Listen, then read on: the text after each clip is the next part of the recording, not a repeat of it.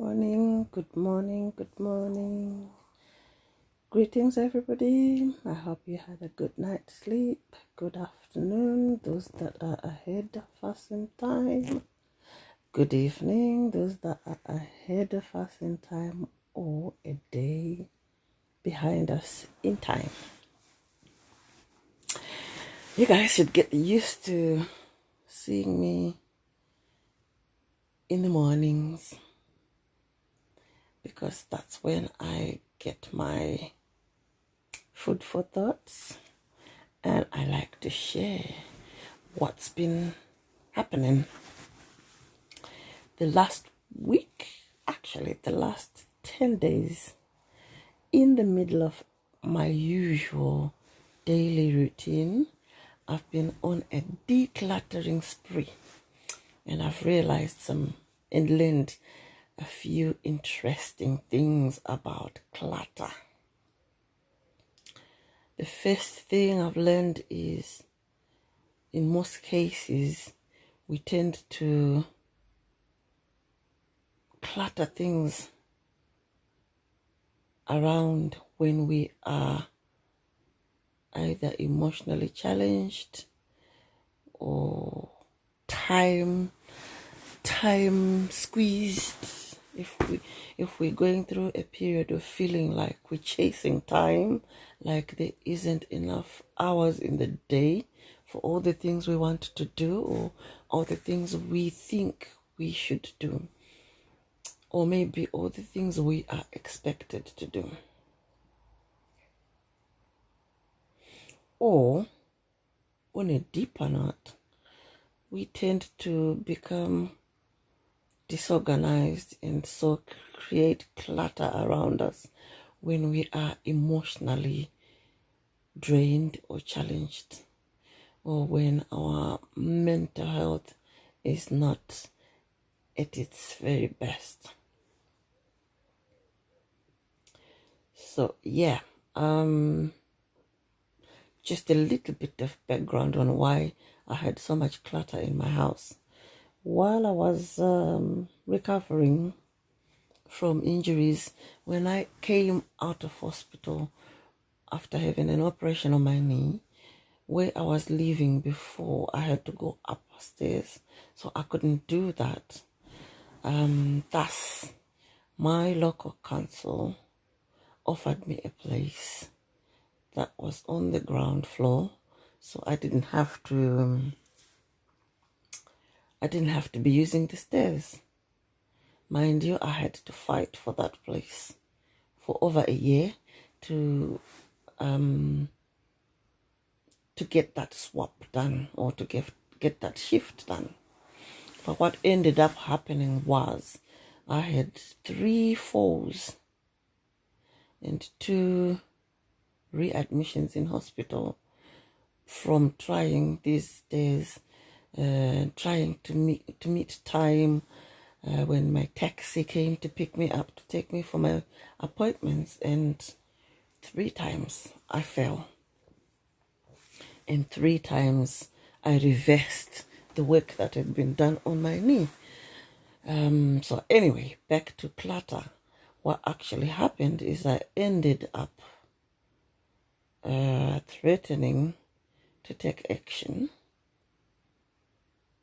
and I actually ended up involving my local councillor, my local MP, on this situation that I was facing. And what then happened was, while I was in hospital, having had an operation, I was basically called and told that I had been offered a place that I'd viewed before the operation and liked, and I was told I had to either move into it within 7 days, or it would be given away to somebody else. And in a panic, not wanting to go back to my previous 5th floor property, I did something foolish actually. I discharged myself from hospital earlier than I was supposed to, because of the pressure that I felt that if I didn't do this, I was going to lose the place, and I really liked the place. So I ended up coming out of hospital when I wasn't well enough to, and I ended up moving into this place when I wasn't well enough to, when I wasn't financially fit enough to afford a proper mover. And then so what actually happened is I ended up piling that responsibility of carrying things around on my son. Bless his soul. He did his best, but we had to just be placing things wherever there was space, wherever there was room to place things. And mind you, I was moving from a 3-bedroomed property into a 2-bedroomed property. So as you can imagine, I had an extra room's contents to try and fit in somewhere. And I was too much in pain and too emotional to be able to actually select the things I wanted to keep and the things I didn't want, or things that I didn't need. I actually told myself I needed everything that I had because my life was going to get back to where it was before, and I was gonna move back to a similar kind of property and all these things. So it took me 2 years and 8 months to recover, which means my house has been cluttered, proper cluttered, for 2 years, 8 months. Anyway, having recovered well enough to start doing some of these things, last week a good friend shared some information about decluttering, and I actually took part in Zoom-based training, which also talked about decluttering.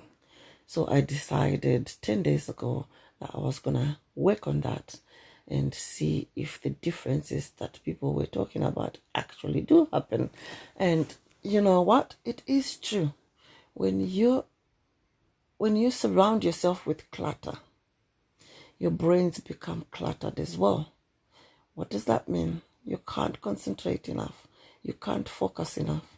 You feel like you don't have enough room around you physically.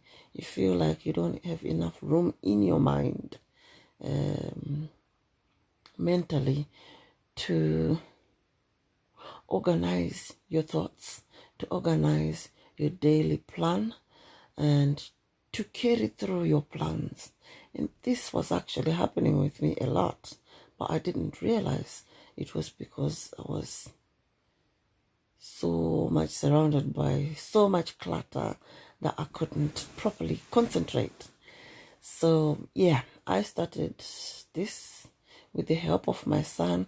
As usual, I salute you, dear son, for always being on hand to help me when I need it, and a couple of friends. So the problem with me was, every time I said to myself, I'm going to reorganize things in the house and declutter, this is in the past, I would shift things around, but I kept keeping them, thinking that telling myself that I actually needed them, or telling myself that I wasn't going to get rid of things that I'd spent money on. Anyway, a friend of mine said, when you spend money on an item, you use it. And when you use it, it serves its purpose. Once it served its purpose, the value of the money that you spend on that item has been met. Food for thought. I'll repeat that. When you buy something, when you pay money for something, you make use of that something. And once you've used that something, it has served its purpose.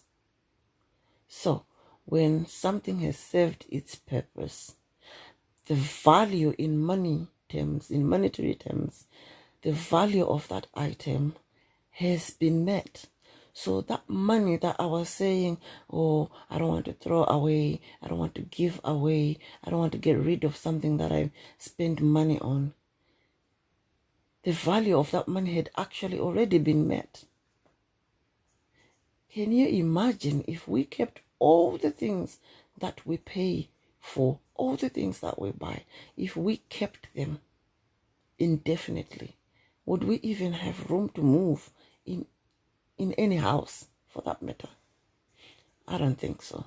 So I needed to restructure, to reorganize my mind frame towards my relationship with money and my relationship with the things that I buy with money.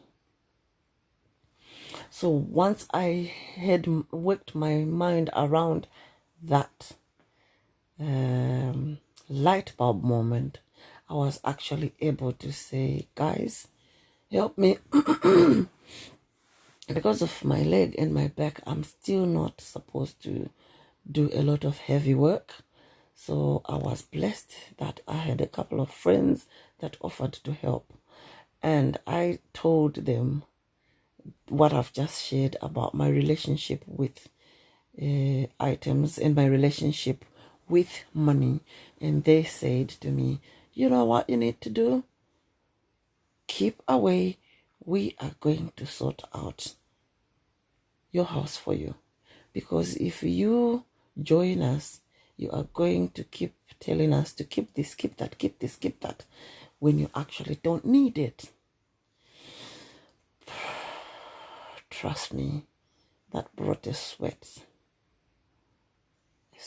to my forehead, because I felt I needed to monitor things. And for my things to be safe, I felt I needed to be on hand to monitor. But they promised that if they were not sure of anything, they would ask. So I had some days where I was operating from my bedroom. I had to move my little desk into my bedroom and my little television into my bedroom. And so I was spending the few days in my bedroom doing everything that I needed to do in there. And the guys got down to work, and trust me, they did a good job. When they called me out to check the dining room, which I also use as a mini office for my writing, I was amazed. It looked like gold. It looked so different. It looked brand new, let me say that. And I was so encouraged. So they went on into the kitchen, sorted out my kitchen. Oh my God, I thought my kitchen was too small. There's so much space in there, I just filled it up with rubbish. They then went into the living room.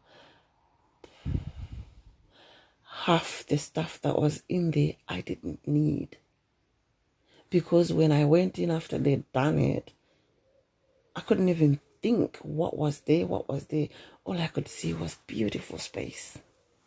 And I felt like I was breathing fresh air. And as I could see all this freshness, all this space, I also felt my mind clearing. I even felt the space in my mind clearing. How empowering is that, to have a clear head, to have a clear mind? And since then, some of the things that I've been trying to do and struggling with, they are happening just like that. I'm seeing progress because I have a clear head. So I can focus on planning each day. What milestones am I covering today? First, I look at what did I do yesterday? And did I manage to do everything that I'd planned to do yesterday? If I didn't, no stress. I just carry it over to today. So, where do I fit it into my today's plan? And which one do I shift if I need to shift? So then I cover as much as I can today, and so forth and so forth. I continue that way. Trust me, I've seen more progress doing things that way than when I was running around like a headless chicken, trying to do everything at once, all by myself. I've also learned the power of collaboration, the power of trust, the power of working with others to achieve. So yeah, I'm actually seeing a lot of progress now that I've decluttered. And I was encouraged enough from the work that was done in my kitchen, dining room, and living room that I also embarked on decluttering my bedroom. And trust me, it now looks bigger than it did before because I had a lot of clutter in there.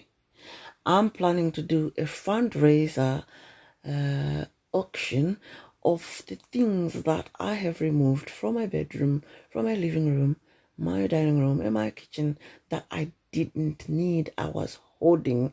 I used to laugh at people on television. There's a program that used to show last year and the previous year about hoarders, people who keep things that they don't need because of some of them, because of the psychological stuff going on in their mind, in their brain, in their mental being.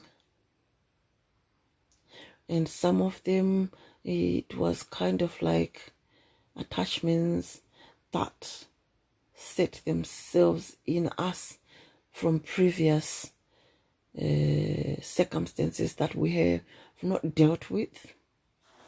And I can well relate to that because in the last 10 days that I've talked about, I've also been able to deal with a situation that I thought I had locked so deep down away that I thought it would never resurface. But with my head clearing, it actually also resurfaced, trying to be cleared out as well. And thank God I've got rid of that.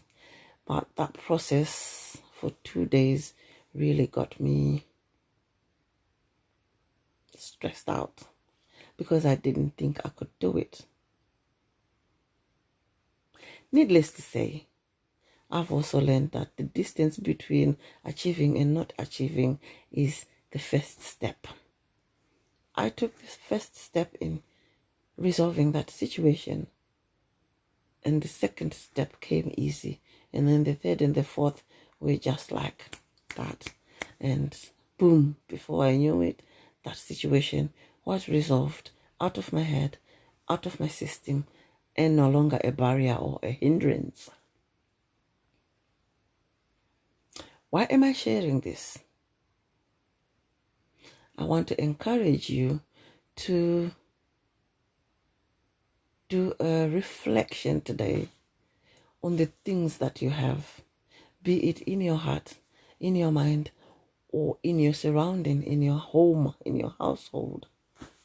Reflect on those things and ask yourself, do you really need everything that you have in your head? Do you really need to keep it? Do you really need to keep everything that you're carrying in your heart? And do you really need to keep everything that you are keeping in your house? If not, get rid of it. Declutter. You will see a lot of progress, trust me. And through that decluttering process, you might actually just help somebody who is in need right now.